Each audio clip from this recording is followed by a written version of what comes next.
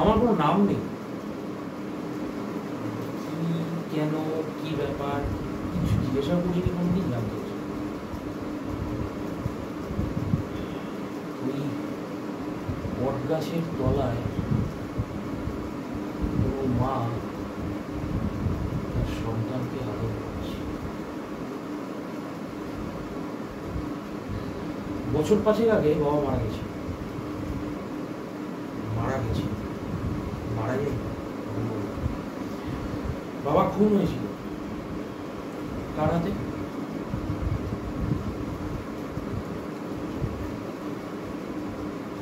অবশ্য আসতে বলার দরকার নেই, এটা আমি জোর গলায় বলতে পারি। সেই ইয়েটা আমার হয়েছে, আমি নিজের হাতে আমার বাবাকে খুন করেছি। কেন করেছি জানতে চাইবেন না? কি হলো, বুকগুলো ভেস্তে গেল না? হ্যাঁ, বুড়ো কোচকাচ্ছেন, কি হলো আপনি বুড়ো কোচকাচ্ছেন? রাগ হচ্ছে না আমার উপর? আমি আমার বাবাকে খুন করেছি, হ্যাঁ রাগ হচ্ছে? এরকম সমাজের মুখে না থুতু ফেলে। কেন করেছি সেটা তো আপনারা জানেন নাকি? জিজ্ঞাসাও করলেন না। আমার এখন যা বয়স, আজ থেকে 5 বছর আগে আমি বেকার ছিলাম। বেকার, এই বেকারত্বের জ্বালা না, এই বেকারত্বের জ্বালা, যে বেকার সেই বোঝে আর কেউ বোঝে। বাবার কন্টিনিউয়াসলি চাপ, মাথার উপরে চাপ, এই করতে হবে, ওই করতে হবে, সেই করতে হবে, না করতে পারলে কি করবো? বের করে দেবো। একবারও ভাবলো না যে জন্ম দিয়েছি, তার উপর দায়িত্ব আছে আমার। তাকে তো জন্ম দিয়েছি আমি, তার উপর দায়িত্ব আছে। কেন চাকরি বাদ কেন চলে যাবে না?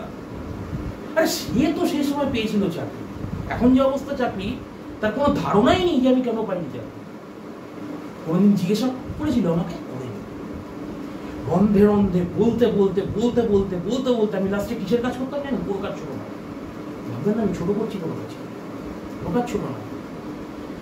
হ্যাঁ, দক্ষিণ কলকাতার 16 তলার উপরে আমি থাকি, কিন্তু লুকি লুকি কি কাজ করতাম জানেন? গ্যারেজে কাজ করতাম। নিজের টাকা, নিজের হাত খরচ নিজেকে জোগাড় করতে হতো। দিনে যেইটুকুনি টাকা উপার্জন করতাম নিজের জন্য। এবং বাড়িতে কি করতে জানেন বাবা?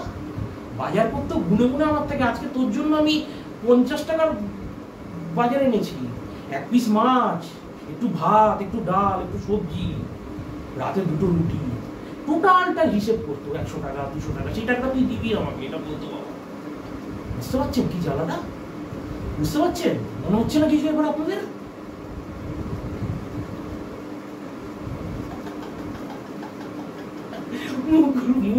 দেখুন পুরো ঘাম হয়ে গেছে না? যে যেটা বলছিলাম, বাবাকে খুন করে মানে হ্যাঁ, যখন পোড়াতে গেলাম পুড়িয়ে ঠুড়িয়ে, যখন বাবার দেহটা পুড়ছে চুল্লিতে, 62 বছরের একটি দেহ 40 মিনিটে শেষ।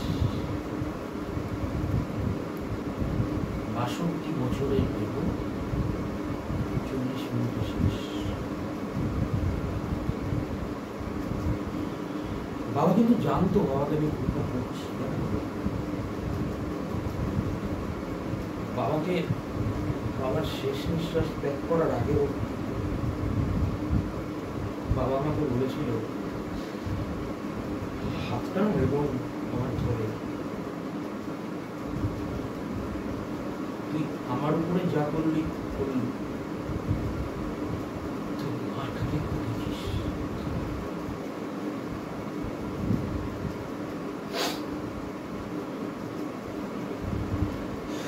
যাই হোক, বাবাকে পুড়িয়ে মাকে বাড়িতে রেখে কিছুক্ষণের জন্য গঙ্গার ঘাটে গেছিলাম। ওই বিকেলের সূর্যাস্তটা ঘাট ভালো লাগে নাকি? আকাশটা সেখানে নিঃসঙ্গতাই ভালো আমার মতো। কিন্তু আমার বন্ধু আইটি কোম্পানিতে চাকরি করে। কে ভাই, কোথায় আছিস? জানি না কিন্তু আমার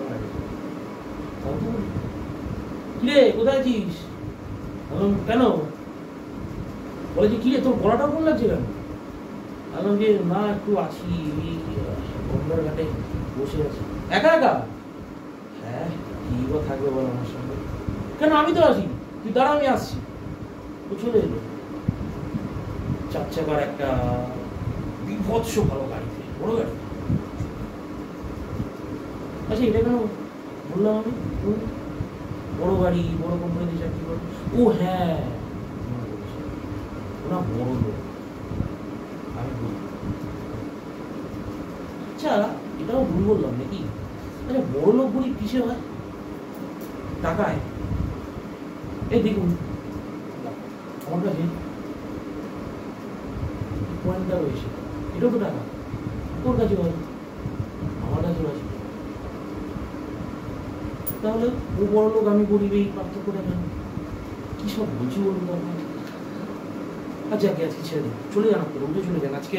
ওরে বাবা, 6টা বাজি, 5:42, আমাকে আবার কাজে যেতে হবে। কাজে না গেলে আজকে মালিক টাকাটা কেটে নেবে। ও হ্যাঁ, অফিসে যাচ্ছি, এসি ঘর, চাকরি পেয়েছি ভালো, রাখতেই হবে। বাবা মারা যাওয়ার পর চাকরি পেয়েছি। ঠিক আছে, আসুন আপনার, ধন্যবাদ, ভালো থাকবেন।